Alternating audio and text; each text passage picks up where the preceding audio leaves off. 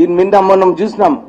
నేను తెలంగాణ వ్యతిరేకంగా కాదు కానీ అని చెప్పి మొత్తం తెలంగాణ వ్యతిరేకంగా చెప్పడం జరిగింది.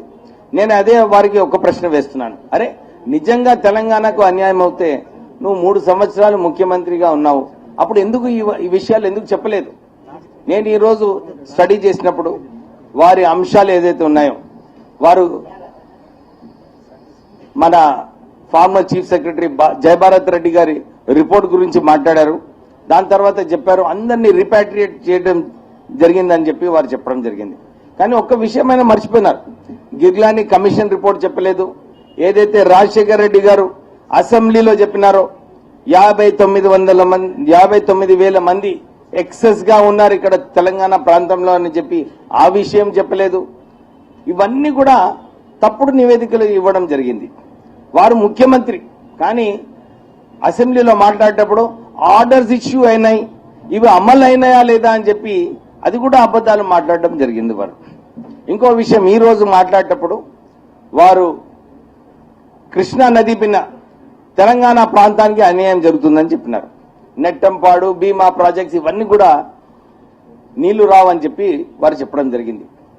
అందరం కూడా బచావత్ అవార్డు ప్రకారంగా కేవలం 298 టీఎంసీ 298 టీఎంసీలు ఏదైతే తెలంగాణ ప్రాంతానికి ఇవ్వాలో మేము ఇదే కోరుతున్నాం. మాకు ఇవ్వండి ఆ 298 టీఎంసీ, మేము సరిదిద్దుకుంటాం ఎక్కడ చేయాలో ఏం చేయాలో. వారు ఇల్లీగల్ ప్రాజెక్ట్స్ పోతిరెడ్డి పాడు మీద 369 టీఎంసీ ఇల్లీగల్ ప్రాజెక్ట్స్ కట్టి అక్కడ నీళ్లు దోసుకోపోవడానికి వాళ్ళు ప్రయత్నం చేసిన విషయము ఆయన అసెంబ్లీలో చెప్పలేదు. హాండ్రీ కాలువ గురించి కాలువ గురించి మాట్లాడడం జరిగింది. కానీ మన ఏదైతే ఆర్డీఎస్ పథకం కింద తెలంగాణ ప్రాంతానికి అన్యాయం ఏదైతే చేస్తున్నారో వాళ్ళు దాని సంగతి మాట్లాడడం లేదు. 2009లో కూడా వారు చెప్పినారు సమైక్యంగా ఉంటే 2009లో ఏదైతే ఫ్లడ్స్ వచ్చినాయో అప్పుడు 3 ప్రాంతాల వారి ఇంజనీర్లు ఉన్నారు, వారు దాన్ని సరిదిద్దిన విషయం వారు చెప్పినారు. కానీ ఆ విషయం ఎందుకు వచ్చింది చెప్పలేదు. అప్పుడు సీమాంధ్ర ప్రాంతానికి వారు తర్వాత నీరు కావాలని చెప్పి గేట్లు మూసినందుకు ఈ ఫ్లడ్స్ ఇక్కడ రావడం జరిగింది. శ్రీశైలం ప్రాజెక్ట్ కి కొంచెము డేంజర్ గా ఉన్న విషయము దాని గురించి చెప్పలేదు. ఈ ముఖ్యమంత్రి ఎప్పుడు చూసినా గానీ అవగాహన తక్కువ, అండర్స్టాండింగ్ తక్కువ. ఎందుకంటే నేను ఇప్పుడే చెప్పినాను తారక రామారావు గారికి, వారు నా స్నేహితుడు, మేమిద్దరం కలిసి చదువుకున్నాం ఒకటే స్కూల్లో. కానీ వారికి ఎప్పుడు కూడా కలిసినప్పుడు ఏ డిస్కషన్ చేసినప్పుడు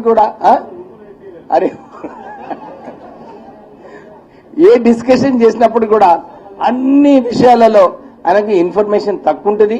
కానీ ఎప్పుడు చెప్పేటప్పుడు నాకు తెలుసు, నాకన్నా ఎక్కువ సమర్థుడు ఎవరు లేరని చెప్పి ఆ ముఖ్యమంత్రి మాట్లాడడం జరుగుతుంది. కానీ అందరం కూడా ఇది గమనించాలి.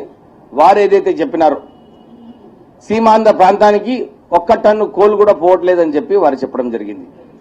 వాళ్ళందరూ కూడా గుర్తించాలి.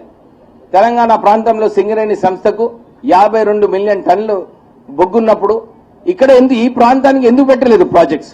ఈ ప్రాంతానికి ప్రాజెక్ట్స్ పెట్టినప్పుడు ఇక్కడ కోల్ లింక్ వచ్చేది, మన తెలంగాణ ప్రాంతానికి సరైన కరెంటు మనకు వచ్చేది. కానీ మన దగ్గర బొగ్గు నీళ్లు ఉన్నప్పటికీ కూడా విజయవాడలో 1700 మెగావాట్ల పవర్ ప్రాజెక్ట్ పెట్టినారు, మన 600 మెగావాట్ల రాయలసీమలో పెట్టినారు. అంటే ఇక్కడ నుంచి మన బొగ్గు మొదలు వాళ్ళు అక్కడ తీసుకొని ప్రాజెక్ట్స్ పెట్టుకొని ఉద్యోగాలు తీసుకొని ఇప్పుడు వేరే చోటు నుంచి వారు కోల్ లింకేజ్ రావడం జరిగింది.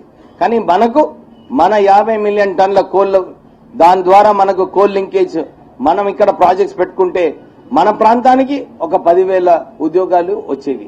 కానీ ఏ ప్రాజెక్ట్స్ అయినా కానీ మేము మొన్న నేషనల్ హైవేస్ లో 2,000 కిలోమీటర్లు ఆంధ్రప్రదేశ్కి వచ్చినప్పుడు తెలంగాణ ప్రాంతానికి 800 కిలోమీటర్లు ఇవ్వాలని చెప్పి మేము కొట్లాడడం జరిగింది.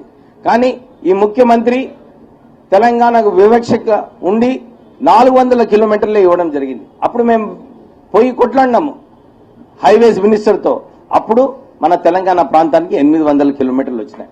ఉద్యమం నడిచినప్పటికీ కూడా వారు ఇంత అన్యాయం చేసినప్పుడు వారు సమైక్యంగా ఉండాలని చెప్పి కోరితే తెలంగాణకు న్యాయం అవుతుందని చెప్పి మళ్ళా అబద్దాలు చెప్పడం జరిగింది. వారు కేవలం సీమాంధ్ర ప్రాంత ప్రజలకు మోసగిస్తున్నారు. మొదటి నుంచి తెలంగాణ రాదు రాదు రాదు అని చెప్పి అక్కడ ప్రజలకి నమ్మించి ఇక్కడ తెలంగాణ ప్రాంతాల్లో తిరుగుతూ కేంద్రం ఏది చెప్పినా నేను పాటిస్తానని ఇక్కడ చెప్పి వారు 3 సంవత్సరాలు గడిపించడం జరిగింది. మొన్న మీటింగ్ లో కూడా కేసీఆర్ గారు ఇదే చెప్పారు. కొత్త రాష్ట్రం వచ్చిన తర్వాత ఒక సిబిఐ ఎంక్వైరీ పెట్టాలి. వారి తమ్ముడు సంతోష్ వాళ్ళ ఇద్దరు కలిసి ఏదైతే అన్ని ఇల్లీగల్ ఆర్డర్స్ ఇష్యూ చేసినారో దానిపైన ఒక సిబిఐ ఎంక్వైరీ పెట్టాలని చెప్పి ఏదైతే కోరినారో అది సరైన కోరిక.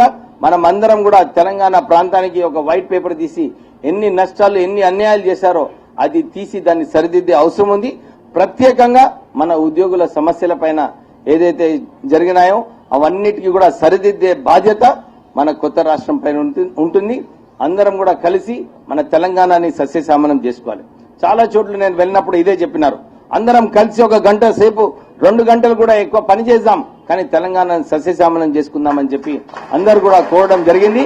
మనమందరం కలిసి తెలంగాణ అభివృద్ధిలో పాల్గొని తెలంగాణ ముందుకు తీసుకువెళ్లాలని చెప్పి కోరుతూ నేను ముగిస్తున్నాను. జై తెలంగాణ.